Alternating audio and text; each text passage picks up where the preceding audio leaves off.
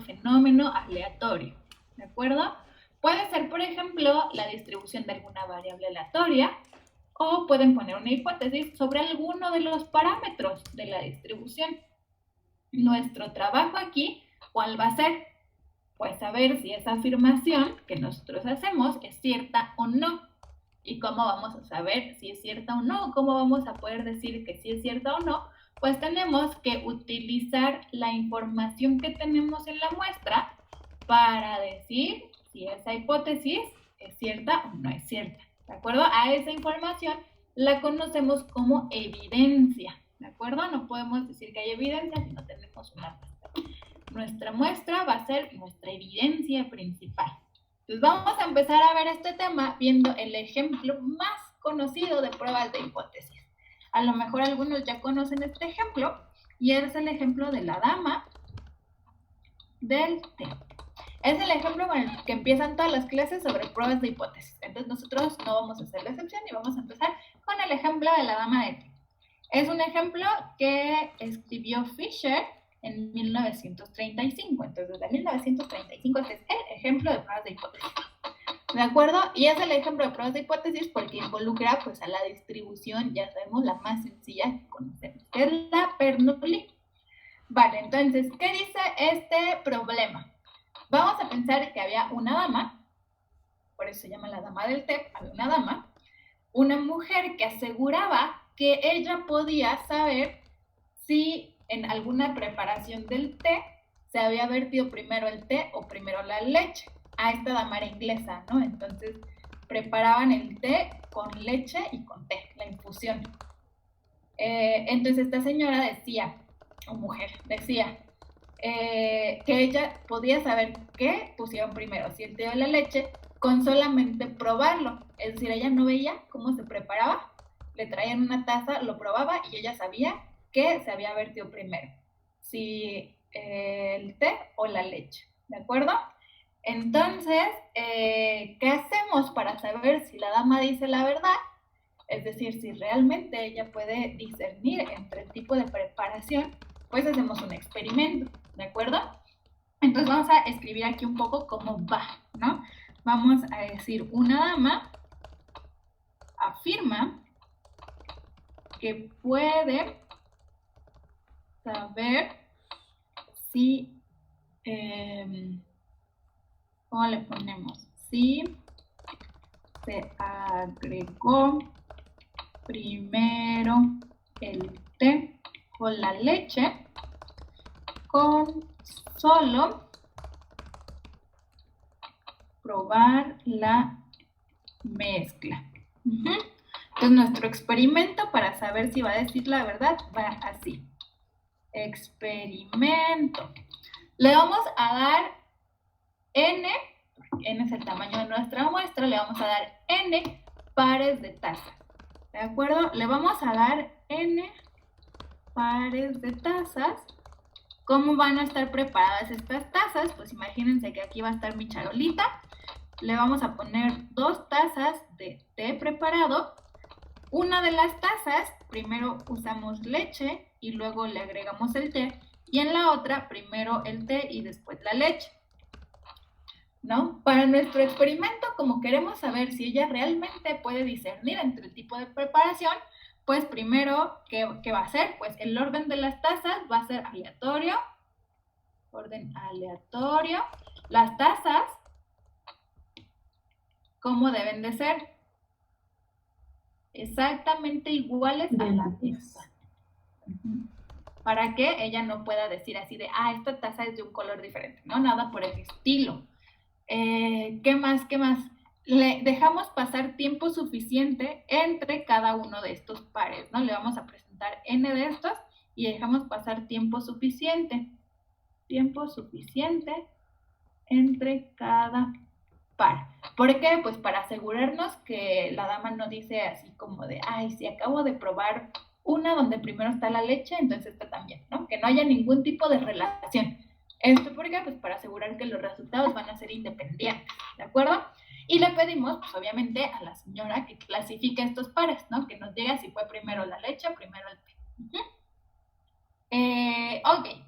¿Qué tipo de resultado puede tener este experimento?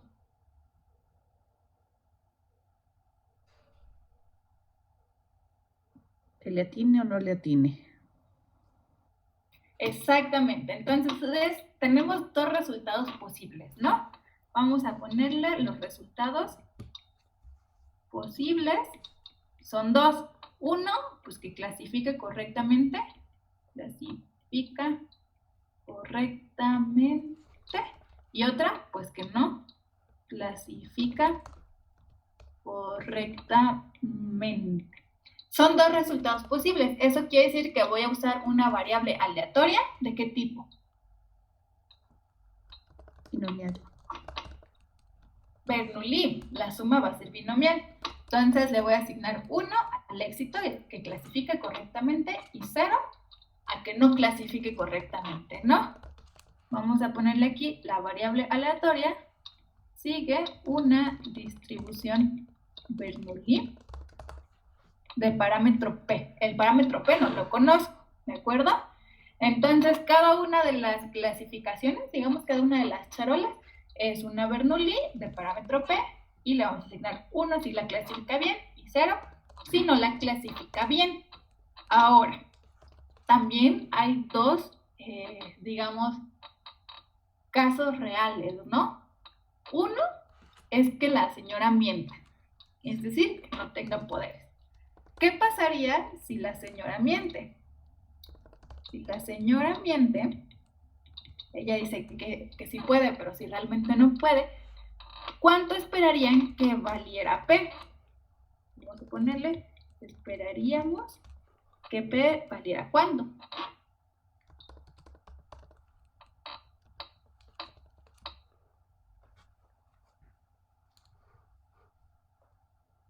.05. Exacto, ¿no? Un medio. Que es como decir el caso más aleatorio posible, ¿no? Que hace al azar así la clasificación. Entonces, como la hace aleatoriamente, pues la mitad las va a hacer bien y la mitad las va a hacer mal. La otra posibilidad es que la señora no mienta. Es decir, que la señora tenga poderes. Así, poderes mágicos que le dicen cuál es la clasificación correcta. Entonces, en ese caso, ¿qué esperaríamos? Sobre el parámetro, ¿cómo esperarían que fuera ese parámetro? Es cercano a 1. Mayor, ajá. Vamos a poner mayor a un medio, ¿no? Puede ser, dependiendo de qué tan estricto sea cada uno de ustedes, que alguien diga, no, no solo mayor a un medio, ¿no? Tiene que ser mayor a, no sé, un octavo. Bueno, no serían, ¿qué? 7 octavos. O sea, que fue muy cercano a 1. Aquí vamos a ser más o menos laxos y vamos a decir, pues con P mayor a un medio ya vamos a decir que sí latina, ¿no? Latina la mayoría de las veces. Ok, entonces, hasta aquí con nuestro problema ya tenemos herramientas para poder plantear la hipótesis estadística. Antes de plantear la hipótesis, vamos a ver estrictamente qué es una hipótesis estadística, ¿de acuerdo? Entonces, una hipótesis, fíjense, una hipótesis estadística es más que una hipótesis, digamos, en el sentido de la palabra como lo usamos siempre. Una hipótesis estadística va a ser una afirmación, eso es una hipótesis, y ahora la parte de estadística, afirmación, es que esa hipótesis es acerca de la distribución de una o más variables aleatorias. Por eso es estadística. Ahora, tenemos tipos de hipótesis. Porque puede que mi hipótesis ya me diga todo sobre la distribución o puede que no. Entonces ahí vamos a decir, si la hipótesis me dice todo, es decir, si determina completamente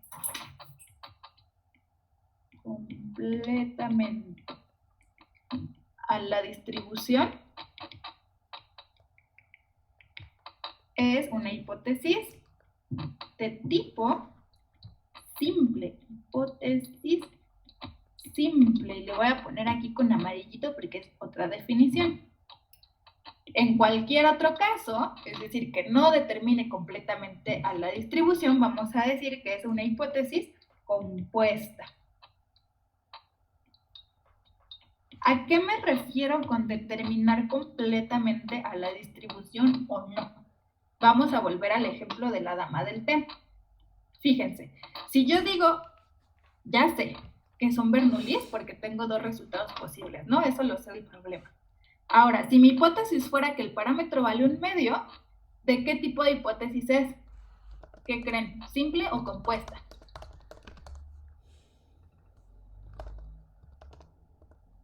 Simple. Simple, ¿por qué?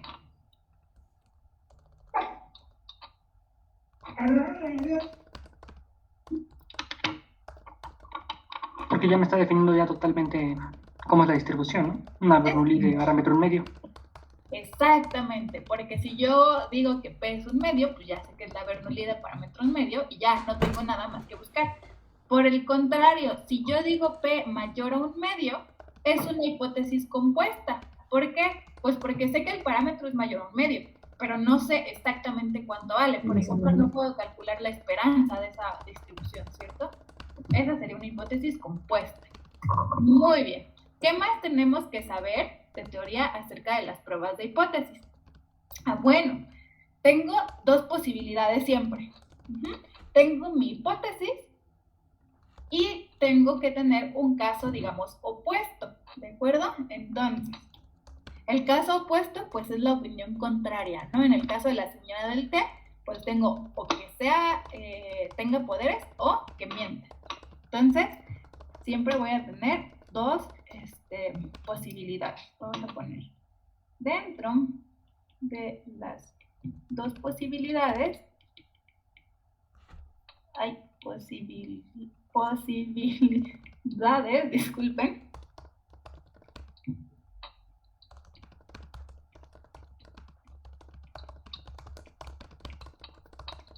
A una la vamos a llamar hipótesis nula, y la vamos a denotar como H mayúscula 0, H de hipótesis y el 0 de nula. ¿Por qué se llama hipótesis nula? Este también es un nombre que le dio Fisher, que fue el que empezó a desarrollar esta teoría, y nula por la nula posibilidad de que la señora tuviera poderes, ¿no? Pero bueno, tenemos una hipótesis nula y una hipótesis alternativa. Tenemos la hipótesis nula y a la hipótesis alternativa, que vamos a denotar como HA, o la pueden encontrar en libros también como H1. La hipótesis alternativa usualmente es lo contrario, ¿no? Ok. Te voy a poner aquí también OH1, por si lo ven en algún libro con H1. ¡Súper! Ahora, en este caso de la señora, en el ejemplo, ¿cómo podríamos plantear nuestra hipótesis? Sabemos que la población, ¿qué distribución tiene? Bernoulli. Bernoulli de parámetro P. ¿Cómo escribo mis hipótesis? Pues voy a decir, voy a contrastar la hipótesis nula, va a ser que la señora mienta, que es P igual a 1/2, contra la hipótesis alternativa, que es que la señora tenga poderes. Eso es equivalente a P mayor que 1/2, ¿no? Entonces, así la escribo matemáticamente. En palabras quiere decir, la señora miente y la señora tiene poderes. ¿Vale? ¿Dudas hasta aquí?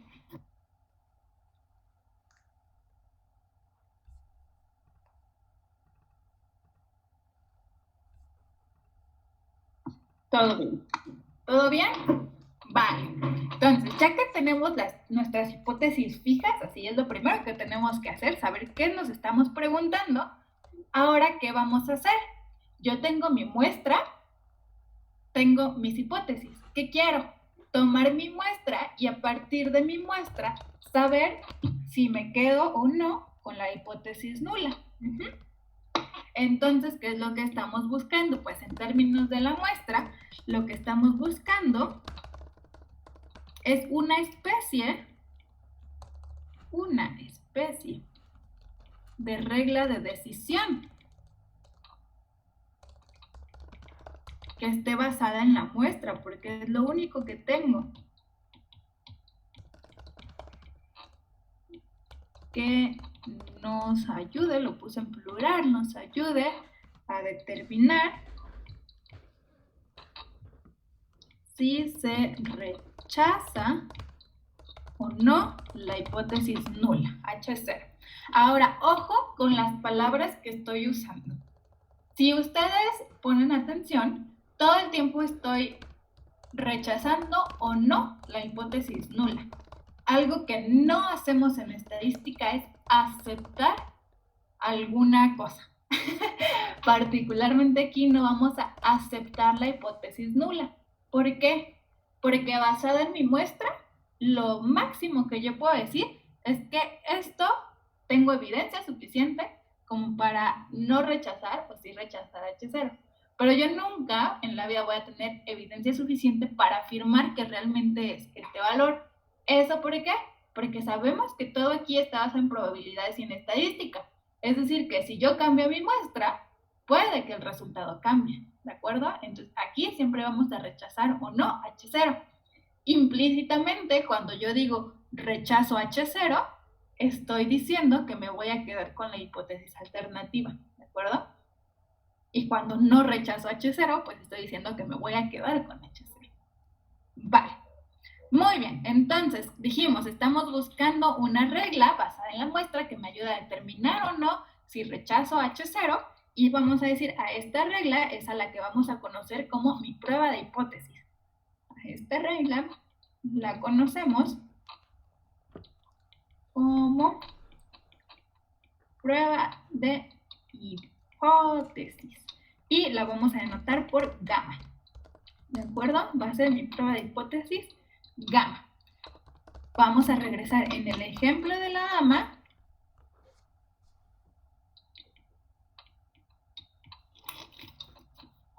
Insisto, ¿no? Este es el ejemplo. Vamos a pensar, por ejemplo, que n es igual a 5. Es decir, le estoy dando 5 charolas, 5 pares de tazas, ¿no? Cada una va a tener un resultado 1 o 0, de acuerdo a si la clasifica bien o no la clasifica bien. ¿Cómo me dirían ustedes, basados en esa muestra, si realmente la señora miente, que es la hipótesis nula o no? ¿Qué harían ustedes? Así, intuitivamente, lo que se les ocurre.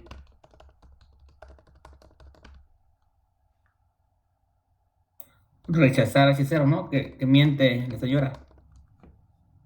Pero sí que ustedes le dan sus 5 charolas, vamos a pensar aquí. 1, 2, 3, 4, 5. Le dan sus 5 charolas con sus tazas, ¿no? Y ella las va a clasificar, las 5. Entonces dijimos, tenemos dos opciones. Que lo haga bien o que se equivoque. Vamos a suponer que hace bien, se equivoca, así, ¿no? Es decir, clasificó bien 3 charolas y se equivocó en 2. En este caso, ¿qué harían? ¿Rechazan o aceptan? Pues sería como una cuestión de ver ese resultado qué tan usual o inusual es bajo la hipótesis nula, ¿no? Ajá. Entonces, ¿cuál sería, digamos, la regla que ustedes me dicen? Yo digo que por lo menos 4 tendría que atinarle. Ah, muy bien. Entonces, fíjense, su compañera está diciendo, vamos a pensar en la estadística, la básica, ¿no? Que es la que yo conozco. Si sumo los 5 resultados de las 5 charolas, dice su compañera, si por lo menos 4 están correctamente clasificados, entonces la señora va a tener poderes. ¿Qué quiere decir eso? Que su compañera va a rechazar H0. Su prueba para ella va a ser rechazar H0 si el resultado de esa suma es por lo menos 4, es decir, 4 o 5. Ese es un ejemplo de una prueba de hipótesis. Alguien más pudo haber dicho, no, yo soy más tranquilo y yo voy a rechazar H0, es decir, rechazar que la señora miente con solamente 3, ¿no? Es una prueba de hipótesis distinta. Ahora la pregunta viene, si puedo tener más de una prueba de hipótesis, ¿cómo le hago para comparar cuál será mejor o cuál será mejor o peor? Bueno, eso lo vamos a ver en un momento. Antes de avanzar, fíjense, vamos a seguir trabajando con esta prueba de hipótesis que sugirió su compañera. Ok. ¿Qué hace una prueba de hipótesis? Vamos a ver. Veamos el espacio muestral. ¿Quién es el espacio muestral? Fíjense, como mi muestra es Bernoulli, yo sé que para la Bernoulli esta estadística es suficiente, no sé si lo recuerdan. Eso quiere decir que tengo suficiente información ahí. Ajá. ¿Cuál es mi espacio muestral bajo esa estadística? Recuérdenme cuál es el espacio. ¿Del 5? Del ¿No? 0 al 5. Perfecto, desde el 0, ¿no? Porque puede que no le atine ninguna. 0, 1, 2, 3, 4, 5. Resulta que las pruebas de hipótesis dividen a mi región, dividen a mi espacio muestral en dos regiones. Una de esas regiones me va a llevar a rechazar H0 y la otra no. Fíjense, la prueba divide al espacio muestral en dos regiones. Le vamos a poner C y vamos a denotar gamma porque depende de la prueba que ustedes usen. Voy a tener, fíjense, ¿qué valores me llevan a rechazar H0? Pues que T valga 4 o 5, ¿no? 4 y 5. Esta región es la que voy a conocer como región crítica o región de rechazo. Región crítica o región de rechazo. ¿Por qué? Pues porque entre todos mis resultados posibles, si yo caigo aquí, voy a rechazar la hipótesis nula. El complemento, vamos a ponerle complemento simplemente, que es 0, 1, 2 y 3, es la región, aunque no usamos la palabra aceptación, esta se conoce como región de aceptación. Que es, pues si caigo aquí, no voy a rechazar H0. ¿De acuerdo? ¿Bien hasta aquí? ¿Todo bien hasta aquí?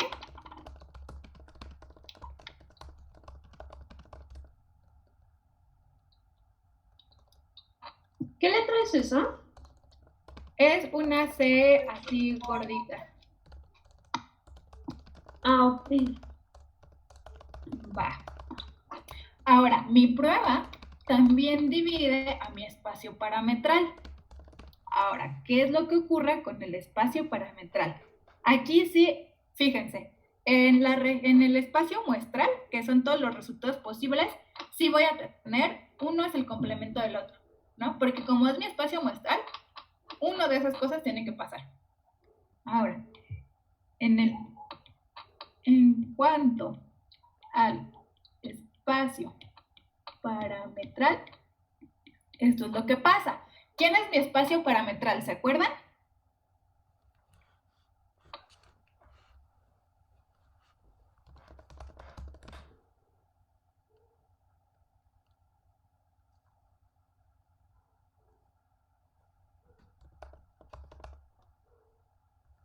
Los distintos valores que puede tomar un parámetro. Exactamente, todos los valores que puede tomar el parámetro. En este caso, P puede vivir en el 0, 1. ¿De acuerdo? Tengo un espacio parametral asociado a la hipótesis nula. Le voy a poner un sub H. ¿Cuál es el espacio parametral asociado a la hipótesis nula? Pues solamente tengo un parámetro en mi hipótesis nula, ¿de acuerdo? ¿Qué es? Lo puse hasta atrás aquí, ¿qué es? Que mi parámetro valga un medio. Entonces aquí solamente tengo un elemento, es un medio. Y tengo un espacio parametral asociado a la hipótesis alternativa. ¿Cuál es? Los datos que sean mayores a un medio. Exactamente, es el intervalo 1 medio 1, donde no se incluye el 1 medio. También se divide el espacio parametral, sin embargo, estos dos no son uno el complemento del otro. Si se fijan, aquí la unión de estos dos no me da el 0,1, ¿de acuerdo? Ahí solamente es una nota. Ok, entonces ya dijimos, tengo mi región crítica y ¿qué es lo que quiero?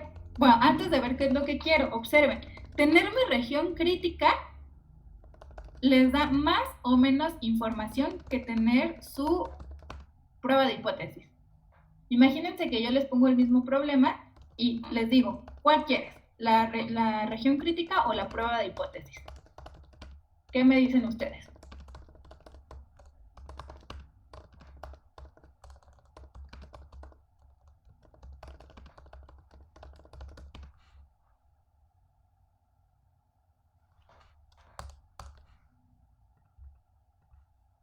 Pues que una depende de la otra, o sea, son equivalentes. Exactamente, ¿no? Observación. Una región crítica es equivalente a tener la prueba de hipótesis, ya que contienen la misma información, ¿no?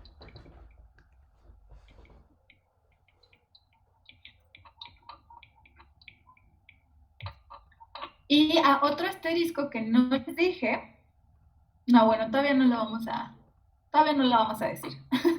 Ok, ahora sí, ¿qué es lo que queremos?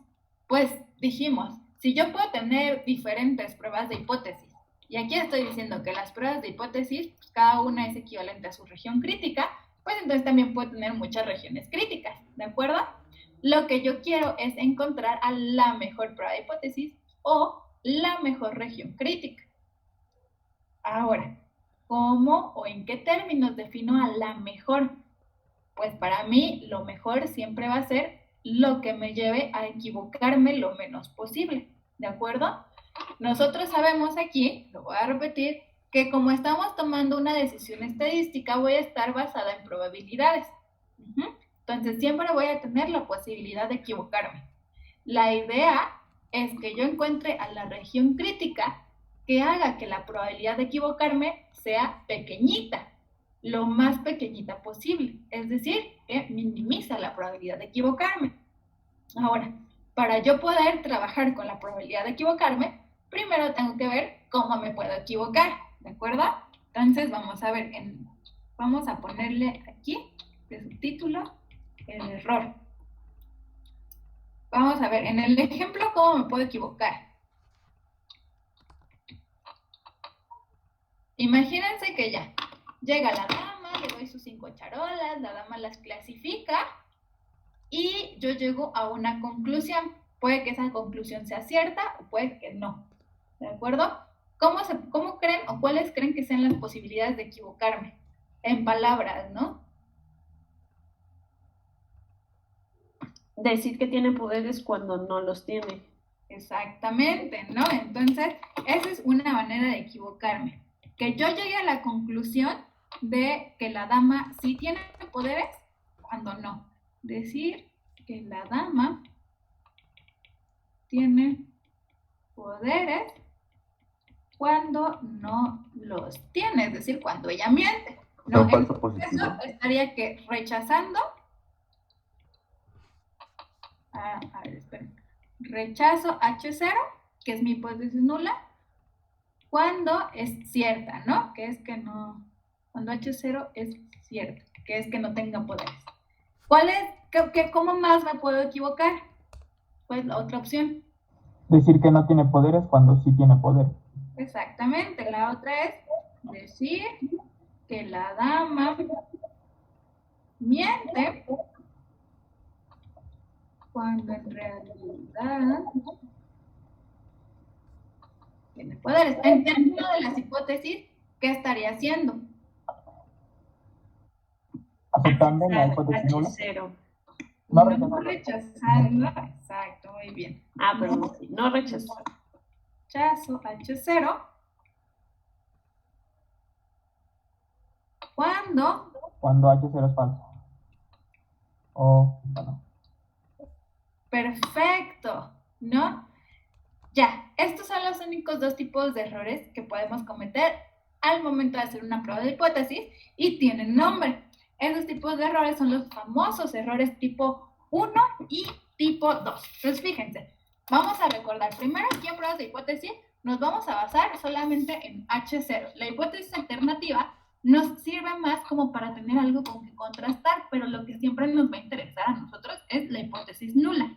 Entonces, pensando en eso, tengo dos posibilidades, que la hipótesis nula sea cierta o que la hipótesis nula sea falsa, ¿no? Esas son, digamos, las dos realidades que puedo tener.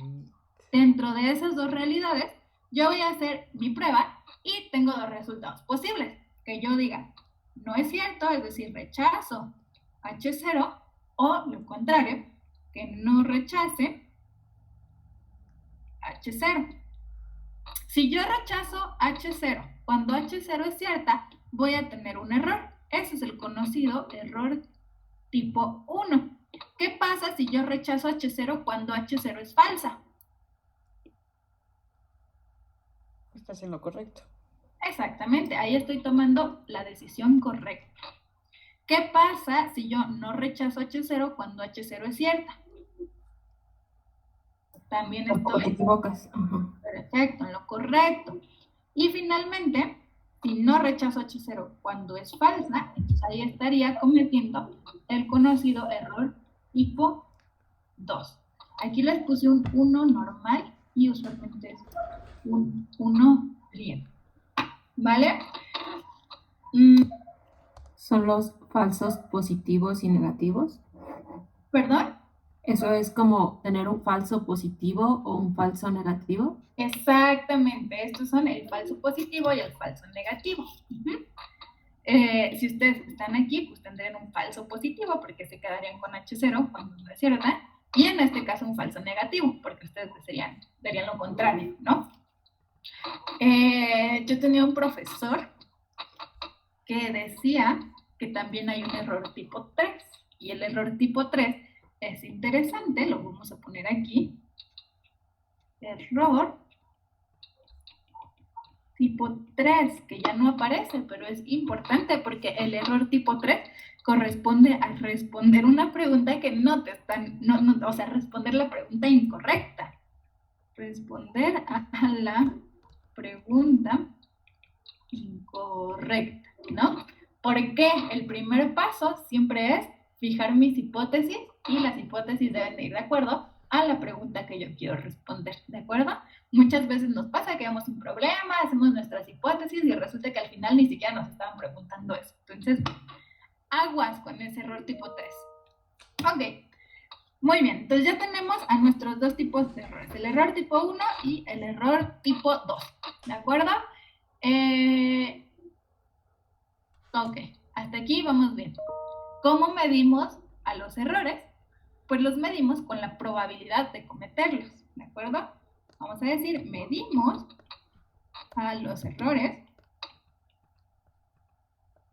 con la probabilidad de cometerlos. ¿Cuál sería la probabilidad de cometer el error tipo 1? Lo vamos a llamar alfa. Probabilidad del error tipo 1, ¿qué es? Recuérdenmelo.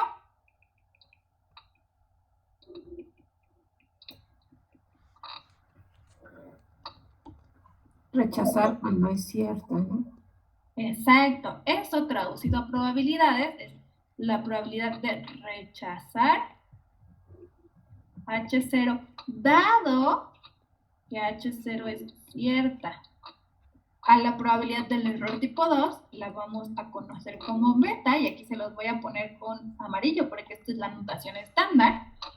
La probabilidad del error tipo 2 es la probabilidad de que aceptemos H0, de que no se rechace, perdón, dado que es falsa. H0 es falsa. falsa, ¿de acuerdo? Entonces, ustedes ya están viendo desde aquí que vamos a trabajar de nuevo con probabilidades condicionales, ¿de acuerdo? Muy bien. Ahora sí, ya tenemos a nuestros tipos de errores, las probabilidades de cometerlos queremos que sean pequeñas. Vamos a ver un tercer concepto aquí, vamos a conocer a la potencia de la prueba como 1 menos beta. En términos de probabilidad condicional, ¿qué es 1 menos beta? ¿Es la probabilidad de qué?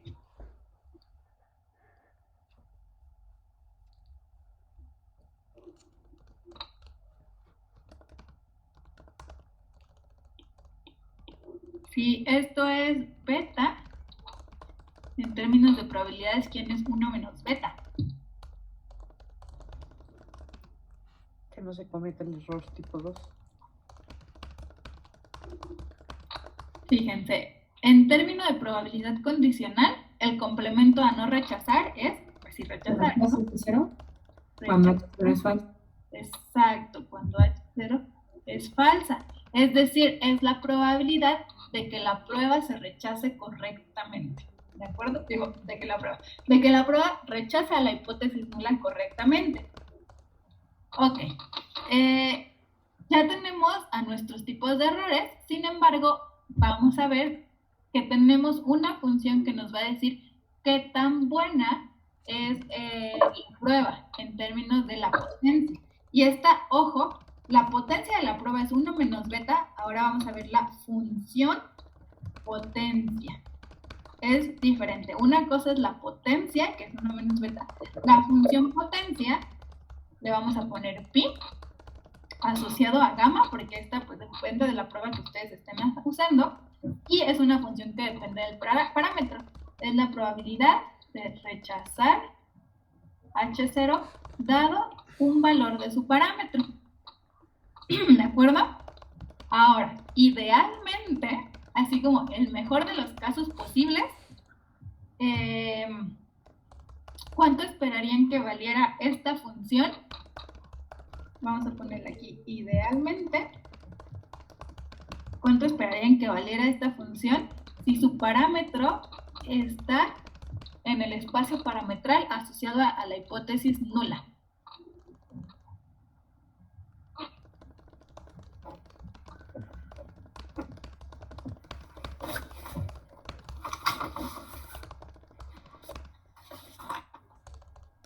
¿Uno? ¿Por qué? ¿Por qué? Cualquiera de los casos. Quien me quiera contestar.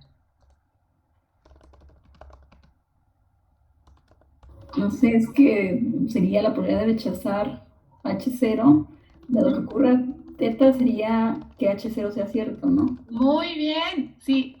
Y está en... Si teta está en este espacio, es que H0 es cierta.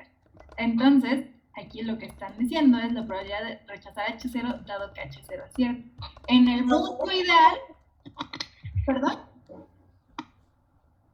¿No? Okay. En el mundo ideal, esa probabilidad les gustaría que valiera 0. ¿No? En el mundo ideal, para que no se equivoquen.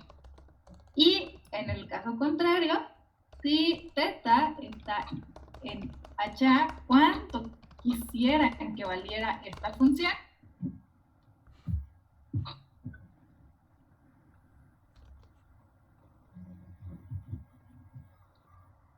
Uno, exactamente, que es que rechacen correctamente siempre.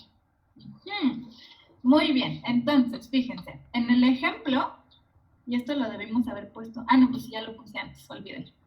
Ok, entonces tenemos a la función potencia y vamos a definir al tamaño de la prueba. El tamaño de la prueba es, y este de nuevo es otro concepto importante, es el valor máximo que puede tomar esa función cuando su parámetro está en la hipótesis nula. ¿Qué quiere decir esto? ¿Qué en palabras, qué es este máximo? Es la máxima probabilidad de rechazar H0 cuando H0 es cierto, ¿de acuerdo? Vamos a ponerle aquí, es la máxima prueba del error tipo ¿qué? 1. 1. Ok. Del error tipo 1. Ahora, este tamaño de la prueba también lo pueden encontrar como tamaño de la región crítica, porque de nuevo depende de su prueba, o como nivel de la prueba. ¿De acuerdo? Es el nivel. Vamos a ponerle aquí también conocido como tamaño de la región crítica o nivel de la prueba. Usualmente lo que vamos a hacer es fijarnos en el error tipo 1, es decir, fijar el nivel de la prueba y a partir de eso tratar de minimizar el otro tipo de error, ¿de acuerdo? El tipo 2. ¿Vale? Entonces, estos son los conceptos que debemos conocer, así debemos acordarnos a qué nos referimos en el tema de pruebas de hipótesis. Vamos, antes de avanzar, vamos a ver un ejemplo rapidísimo. El mismo ejemplo que tenemos en el ejemplo de la dama del té. Con n igual a 5. Y esto lo vamos a hacer ¿por qué? Porque los ejercicios en los que casi siempre se equivocan tienen que ver con estas probabilidades que acabamos de definir. ¿Por qué? Pues porque se acuerdan del significado, pero no se acuerdan de cómo calcularlos. Entonces vamos a ver, vamos a suponer ahora que mi hipótesis nula es P menor o igual a 1/2 y mi hipótesis alternativa es P mayor a 1/2, ¿de acuerdo? Alguien las definió así porque su pregunta era distinta a la nuestra. Nos dicen la región crítica es todas las muestras, algo que la suma, que era mitad de X, valga 5. Esta es una región muy estricta, ¿no? Porque me está diciendo, la dama tiene poderes solamente si no se equivocan nunca. Nunca los números. Ok, bueno. Entonces, bajo esta región crítica, ¿cuánto valdría la función potencia? Vamos a ponerlo con lápiz para que veamos que esto ya es parte del ejercicio. ¿Cuánto vale la función potencia? Entonces, vamos a ver. Es la función asociada a C y depende del parámetro. ¿Quién me recuerda cuál es la definición de la función potencia?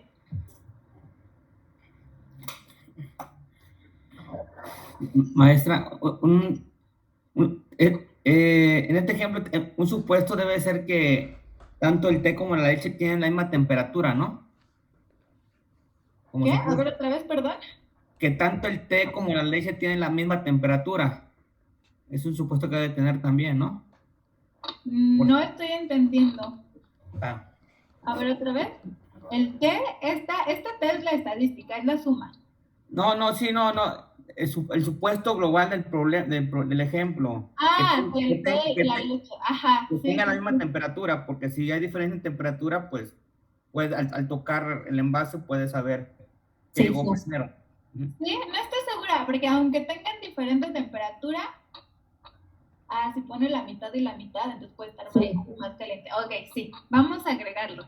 No había pensado en esa, pero es otra forma distinta de que la dama pueda discernir, ¿no? Aquí vamos a ponerla.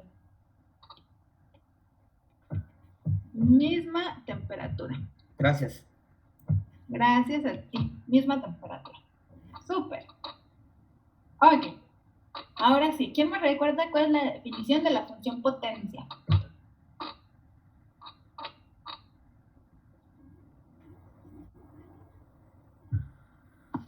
¿En términos de la probabilidad? Ajá. ¿La probabilidad de qué? De rechazar H0 Ajá. Dado un teta. dado El parámetro. por P, ¿no? Ok, súper. Ahora, ¿cómo calculamos esta probabilidad? Pues uno dice, mi región crítica dice que rechazo H0 si esto, ¿no? Si la suma vale 5. Pues yo aquí lo único que voy a hacer es sustituir. Yo rechazo H0 dado mi parámetro. Ahora sí, ¿quién me dice cuánto vale esta probabilidad?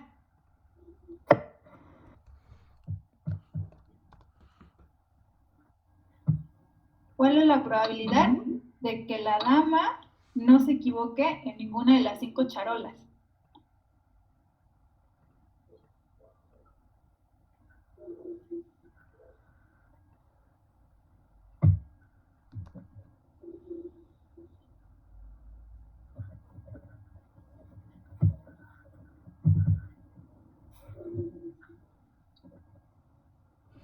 Venga, ustedes pueden. Es la probabilidad de como una binomial. Exactamente. De parámetro sería 5, P. ¿Cuál es la probabilidad de que una binomial de parámetro 5P valga 5?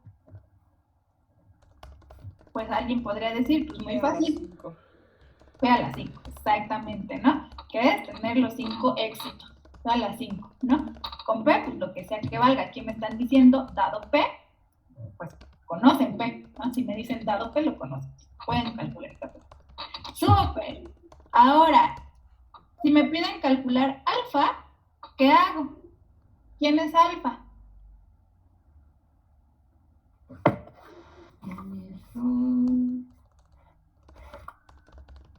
En el último paso de la condicional dado P, ¿qué pasó ahí? Ah, pues dado P, entonces sí puedes usar aquí P a la 5, ¿no? Porque si te dicen dado P, es que sí lo conoces, sí lo puedes usar aquí. Ok. Si te dijeran dado P igual a 1/2, pues ya nada más pones aquí el 1/2, ¿no?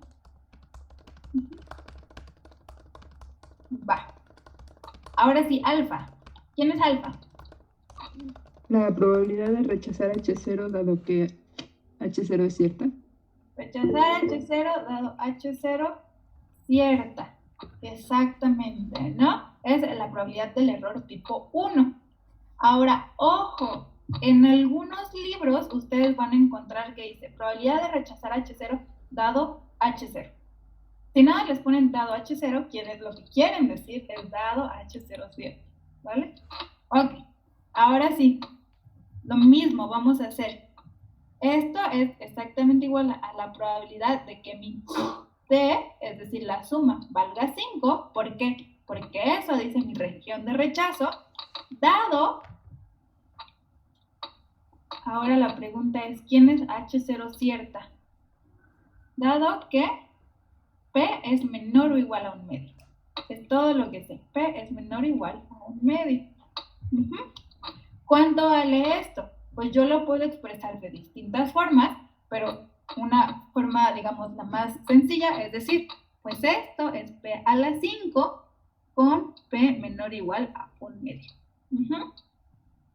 Ahora, si P es menor o igual a 1/2, alfa, es decir, la probabilidad del error tipo 1, es menor o igual que el 1/2 a la 5, que es 0.031, ¿no? Entonces estoy diciendo, bueno, mi error tipo 1, en este caso, con esta prueba, va a ser pequeñito, 0.03%, me voy a equivocar.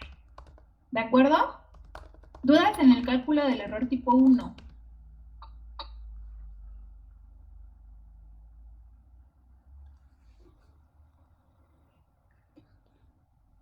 ¿No? A ver, vamos a ver cómo nos va con el error tipo 2. Dijimos, beta va a ser el tamaño del error tipo 2 y es la probabilidad de no rechazar H0, dado que H0 es falsa. Ahora sí, ¿cómo expreso a la probabilidad de no rechazar H0, dado H0 falsa?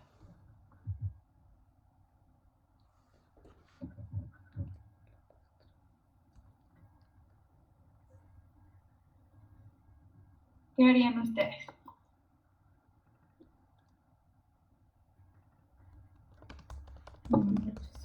¿Sería para la T de X menor que 5? Exactamente, ¿no? Es la probabilidad de que T sea estrictamente menor a 5, dado H0 falsa, ¿qué quiere decir? Pues que P es mayor a 1/2. ¿Cómo podemos calcular esta probabilidad? Pues la podemos calcular a través del complemento, por ejemplo. Hay más de una forma. Ustedes pueden calcular la 0 más 1 más 2 más 3 más 4, o pueden decir es 1 menos la probabilidad probabilidad de que T sea 5, dado el P es mayor a un medio, ¿cierto?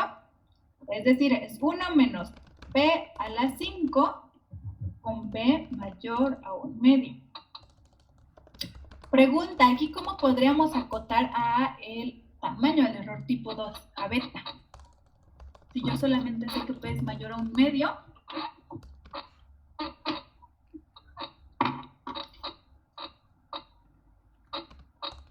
fíjense, si P es mayor a un medio, P a la 5 es ¿cómo? Mayor que un medio a la 5. Sí. ¿Sí? Ok. Entonces, 1 menos P a la 5 es menor que 1 menos un medio a la 5. ¿Cierto?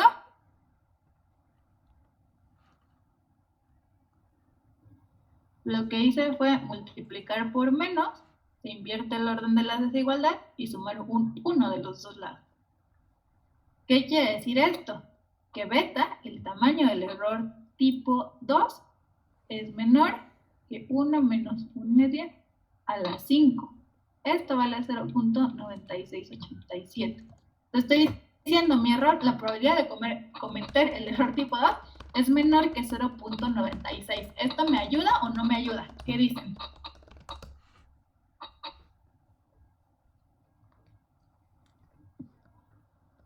¿Qué pasaría si el verdadero valor de P vale un medio?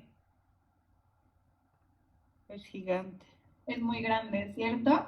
Entonces, una cosa que vamos a ver es que entre más pequeño es el error tipo 1, más grande es el error tipo 2. Y entre más grande es el error tipo 1, más pequeño es el error tipo 2. Es decir, si uno es pequeño, el otro es grande. Si uno es grande, el otro es pequeño. ¿Cómo encontramos a la mejor prueba? Pues resulta que no nos conviene tener un equilibrio entre los dos. Por ejemplo, en este caso, mi error tipo 1 es chiquitito y mi error tipo 2 es grande. Una especie de equilibrio, podría decir, es que estuviera en medio, ¿no? Que 50% me equivoco con el error tipo 1 y 50% me equivoco con el error tipo 2. Eso tampoco nos va a gustar. ¿Qué vamos a hacer al final? Pues vamos a ver, en términos de mi problema, ¿qué me importa más? ¿Tener un falso positivo o tener un falso negativo? Voy a hacer más pequeño el que me importe más. Les voy a decir un ejemplo. En el caso, por ejemplo, de enfermedades, pues no es lo mismo decirle a alguien que sí está enfermo que no está enfermo, porque entonces no se va a atender, a decirle a alguien que Enfermo que no sabemos es. que no está enfermo, que le digamos que sí está enfermo, ¿no? Porque entonces lo peor que puede pasar es que tome un tratamiento que no necesite. ¿De acuerdo? Entonces nos tenemos que fijar en cuál es la interpretación de mi error y cuál me interesa que sea pequeño y cuál no me interesa. Va. Preguntas.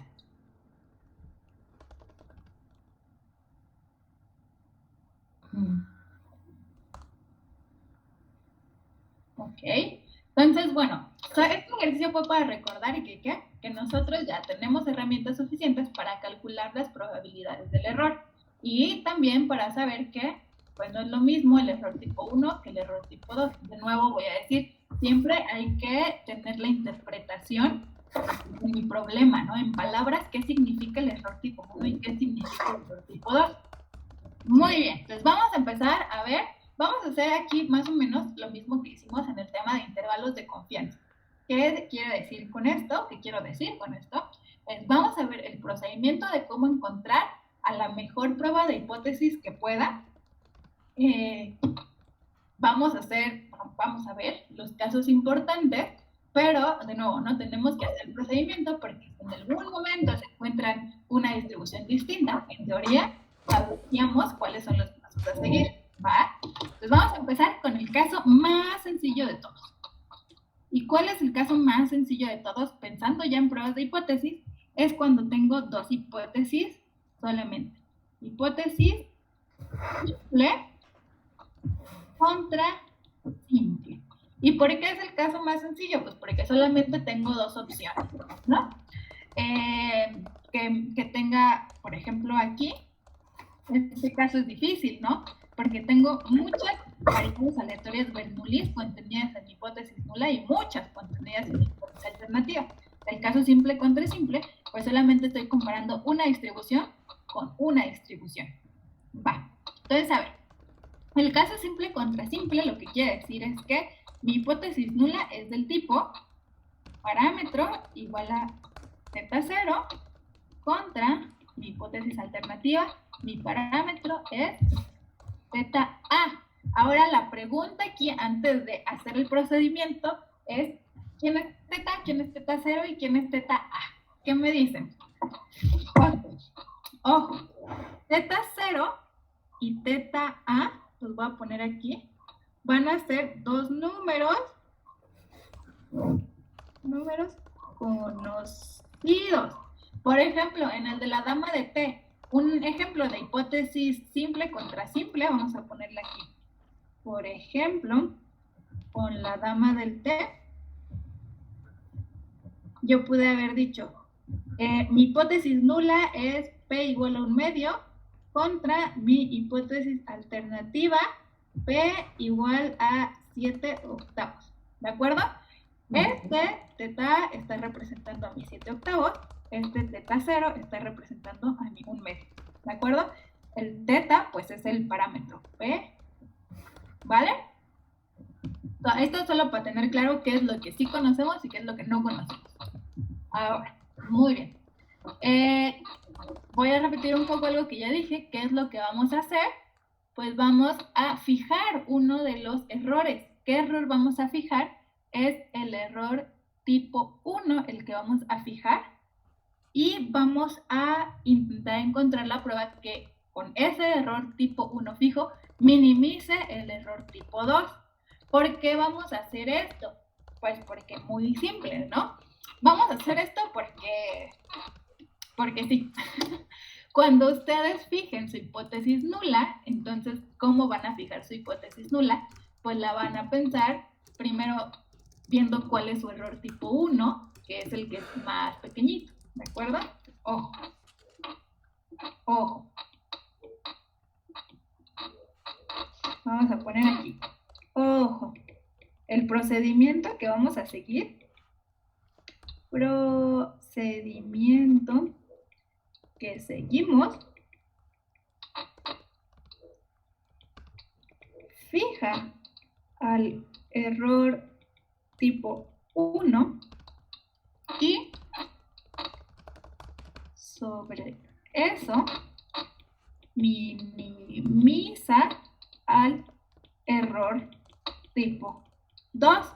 Entonces, si ustedes eligen un error tipo 1 muy chiquito, su error tipo 2, aunque va a ser mínimo, pues saben que va a ser relativamente grande comparado con el error tipo 1. ¿De acuerdo? Entonces, usando eso, pensando en eso, ustedes van a saber cómo elegir a su hipótesis nula.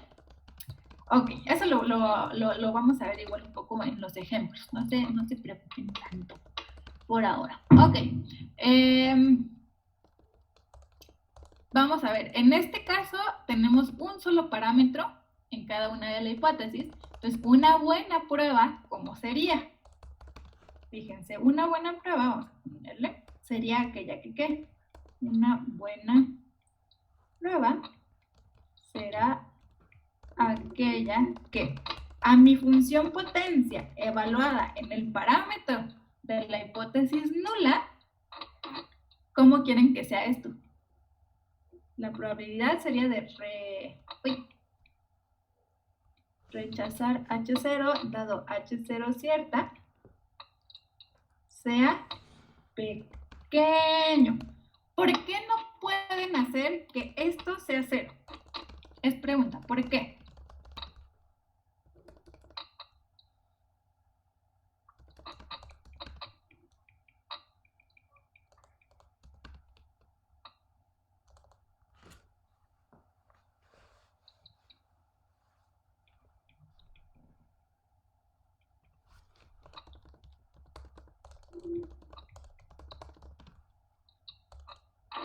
¿O por qué creen que solamente lo vamos a pedir pequeño y no 0?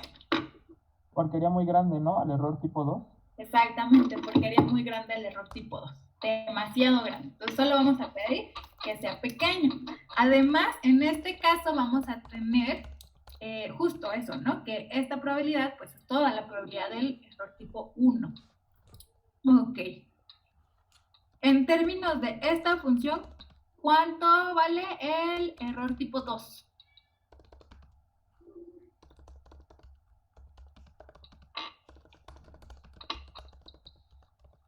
El tamaño del error tipo 2, si yo quisiera escribirla en función de esta pi. ¿Complemento? 1 menos pi de teta en A es exactamente igual a el error tipo 2, que es beta, ¿cierto? Entonces yo estoy diciendo, yo voy a fijar el error tipo 1, es decir, alfa. Entonces, minimizar el error tipo 2 equivale a minimizar la potencia de la prueba, ¿se acuerdan? 1 menos beta es la potencia de la prueba. Vamos a ponerle aquí. Fijando alfa, minimizar al error tipo 2 es equivalente a maximizar la potencia de la prueba. Y ahora sí, vamos a ver cómo sería nuestra mejor prueba. Vamos a poner aquí nuestra definición. Vamos a llamarle la prueba más potente. Y va a ser una, porque de nuevo puede haber más de una, ¿no? Una prueba más potente de tamaño alfa. Entonces, más potente, ¿por qué? Porque estoy maximizando la potencia de la prueba. De tamaño alfa, porque este alfa va a ser fijo, es el tamaño del error tipo 1. Una prueba es más potente, ¿sí? Vamos a ponerle la notación aquí. Una prueba, vamos a llamarla gamma estrellita. La gamma estrellita va a ser la buena. Así que, si cumple estas dos cosas, la función de esa prueba, la más potente, evaluada en teta 0 es alfa, porque yo lo fijé. Y segundo, la potencia, es decir, esta función es más grande que la potencia de cualquier otra prueba de tamaño alfa. Para cualquier otra prueba de tamaño alfa. ¿De acuerdo? Entonces, esta es solamente la definición. Vamos a decir que una prueba es la más potente, ¿sí? 1, su tamaño es alfa. Y 2, su potencia es más grande que la potencia de cualquier otra. Ahora, esto es una definición. Esto no me sirve para encontrar a la prueba que yo quiero, ¿no? Lo que sigue a continuación es ver cómo encontramos a la prueba que queremos. Entonces, faltan 4 minutos para que termine la clase. Ya no vamos a ver el teorema para ver cómo encontramos a la mejor prueba. Entonces vamos a dejarlo hasta aquí. Hasta aquí, ¿tienen dudas o preguntas? Algo importante en pruebas de hipótesis es que tengan bien claro qué es la potencia, qué es alfa y qué es beta. ¿Por qué? Pues porque ya vieron que de pronto voy a estar trabajando solo con alfa, beta y la potencia. Ya no voy a estar repitiendo quién es alfa, quién es beta y quién es la potencia. ¿Dudas?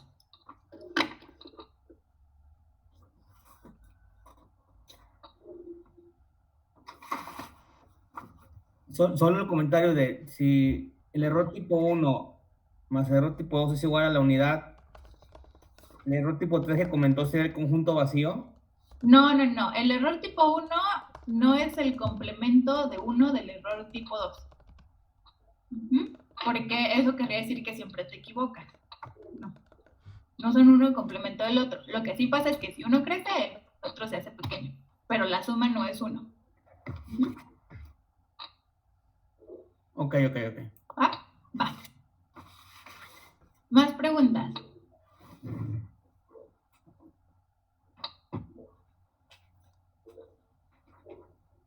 ¿No? Bueno, entonces, importante que para la próxima clase repasen los conceptos que vimos hoy y la próxima clase ya vemos cómo calcular, más bien el procedimiento para calcular las pruebas de hipótesis, pero insisto, las pruebas de hipótesis más comunes ya las vamos a tener un poco dadas por hecho por los intervalos de confianza, pero ya la próxima clase vemos cuál es la relación entre todo esto que estoy diciendo. ¿De acuerdo? Entonces, mañana tienen su tarea, hoy les subo las notas y el ejemplo. ¿De acuerdo? Descansen mucho, tápense porque ahora sí hace frío, no se enfermen y nos vemos la próxima clase. Gracias, Claudia. Gracias. Bye, bye. Buenas noches. Gracias.